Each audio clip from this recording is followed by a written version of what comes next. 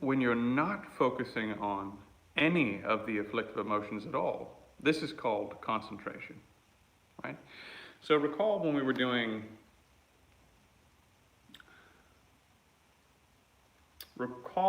opening the 4 sense gates, right? Or the 5 external sense gates, right? So when we were opening the 5 external sense gates during meditation training, the primary effort, again, was this akala, right? Was fudomyo. The primary effort was how to cut attachment and aversion through the activity of simply being able to abide with the 5 sense gates open. You see? And so this is why, over the course of 4 days, 5 days, you're able to generate much more significant concentration than normal. Because you're training your mind in keeping the mind open, right? Keeping the mind, how do I put this?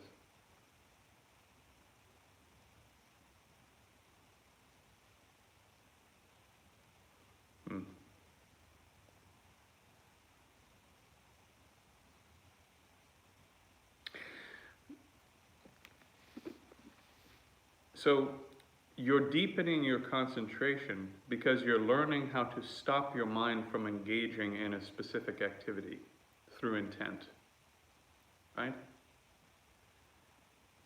So initially, you do something like intensive breath meditation, where you place the attention on the nostril, for example, and you engage deep intent, strong intent, forceful conveying, remember, is what Bhante Rinpoche said. And through forceful conveying, forceful intent, you bring the mind to the object. Okay, right? This is the first step. Then, once you have some capability, bringing the mind to an object with forceful intent, then the mind calms down a little bit, and you do something like body scanning meditation. Okay, fine. Through body scanning meditation, the mind becomes more calm, more lucid, more stable. Okay, fine. Then, through the mind becoming more calm, more lucid, more stable, then the next thing is you need to be able to begin stabilizing your ability to rest in a state of awareness that doesn't include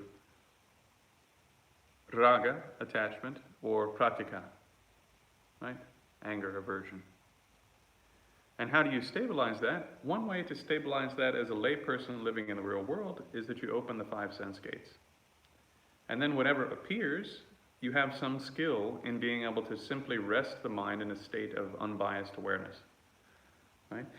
So here, even though it's not being explicitly said in that way, you can have the same takeaway on 219, which is if you concentrate on a sentence, he says, if you concentrate on a sentence about objects of attachment, even one sentence about objects of attachment, from the beginning to the end, you'll be focusing on the mind of attachment, right? So this mind of attachment, raga, is the mind that exaggerates the positive qualities of some object, which we've gone over at some length. If you go back to the retreat, I talk about it again and again. When you're focusing on any of the afflictive emotions at all, when you're not focusing on any of the afflictive emotions at all, klesha, right, which you can look up, this is called concentration. So when your mind is not disturbed, naturally, that state of mind, he said, is called concentration.